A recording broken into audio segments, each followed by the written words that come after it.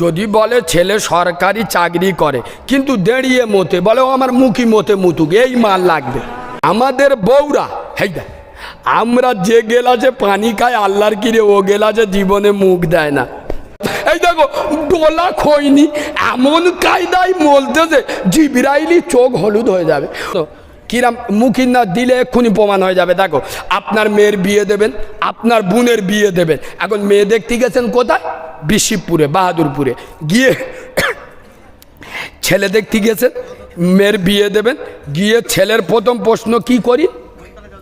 আরে ছেলের প্রথম প্রশ্ন কি করা হয়? ছেলে কি করে? যদি বলে ছেলে সরকারি চাকরি করে কিন্তু দাঁড়িয়ে মতে বলে ও আমার মুখী মতে মুতুক, এই মাল লাগবে। হ্যাঁ না না বলো, হ্যাঁ না না বলো, হ্যাঁ না না বলো।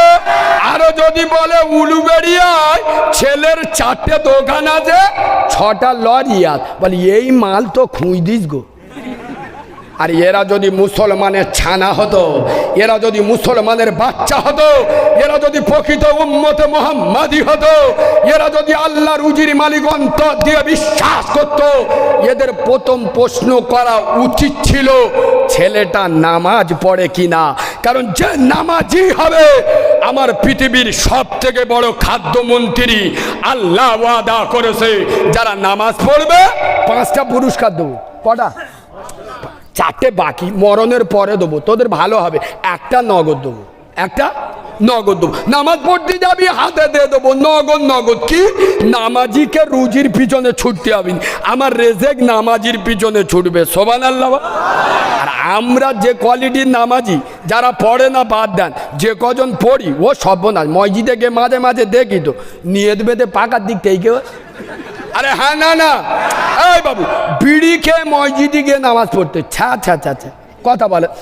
চাচা ভোরের বেলা আজান দেশে উঠে নামাজ পড়তে যাবে তো ভোরের বেলা উঠে খালি মেয়ে বেচন ময় খালি আছা পাচা করতে। ও সব বুড়ি বলে শালা পাগলা হয়ে গেলে নাকি, এই এরম করতিস কে? হ্যাঁ উঠে কি কি হয়েছে কি? চাচা বলে এই দেখ সে আধ গান বিড়িটা রেখে দিয়েছিলাম, বুঝতে পারছি না কোথায় গেল। কি রেখে দিয়েছিল? আরে বিড়ি গো, বিড়ি খেয়ে মসজিদে যায়। আরে হ্যাঁ না না, আর মসজিদে গো সিজদায় গিয়ে বলতে হয় না সুবহানা রাব্বিয়াল আলা। যেই সুবহানা রাব্বিয়াল আলা বলেছে গালতে ফক্ক গাছবার হয়ে পাশে যে সুবহানা রাব্বিয়াল আলা বলতে হলো তার নাকের ভিতর ঢুকে গেছে। সে সুবহানা রাব্বিয়াল আলা পালা বাদ দে ও ছা ছা ছা ছা শালা কি রে বিড়ি খেয়ে মসজিদে।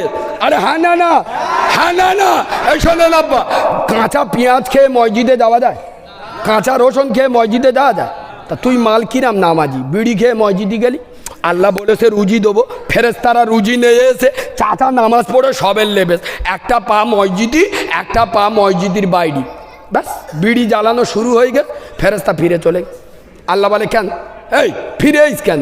রুজি দিবি বলে গেলি? বলে ও আল্লাহ রুজি দেবো বলে তো নিগিছি, সে মাল মসজিদতে লেবে গালে মুখে আগুন দিয়ে দে।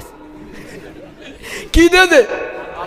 এরাই আবার 4 দোকানে বসে বসে বলে এই দেখ এই দেখ জানি আল্লাহ নবী হাড় চুষে রেখে দিত, আর রাসূলুল্লাহর স্ত্রী আম্মাজান আয়েশা হুজুর ওই হাড় চুষে চুষে চুষে চুষে খেত। আমার নবী মজা করে বলতো আয়েশা ও আয়েশা তুমি এত ছোঁচা, তুমি এত ডান, আমি যদি জানতাম তাহলে আমি হাড়ের গায়ে একটু গোশত রেখে দিতাম। এই বাবু শুনছো? আর বলতেছে আমাদের বউরা হেইদা আমরা যে গেলাসে পানি খাই আল্লাহর কিরে ও গেলাসে জীবনে মুখ দেয় না।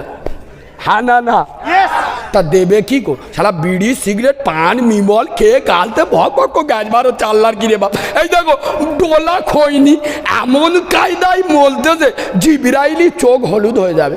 মোর বউ সামনে সকালবেলা মোলে গালে দিল, ফেলতেস কখন? দুপুরবেলা।